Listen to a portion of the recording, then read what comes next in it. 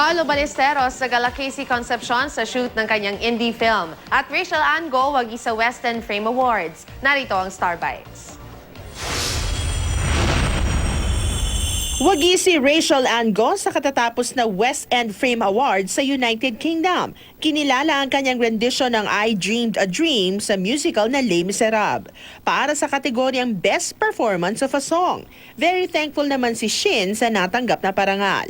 Ang West End Frame ang isa sa leading independent theater website sa UK. Marami naman na nakapansin na kahawig ni Casey Concepcion ang ibida barkad sa si Paolo Ballesteros kapag nakadamit pang babae. Pero di ito makeup transformation, kundi para sa pagbibidahan niyang indie film na Die Beautiful. Dito gaganap siyang isang trans woman.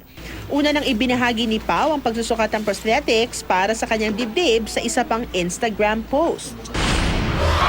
Dinagsa ng fans ang mall show ng telebabad series na Once Again sa isang mall sa Novaliches. Pinangunahan niya ng bida ng series na si Janine Gutierrez. Kasama pa niya sina Thea Tolentino, Jerry Gonzalez, Annalyn Baro at Yasser Marta.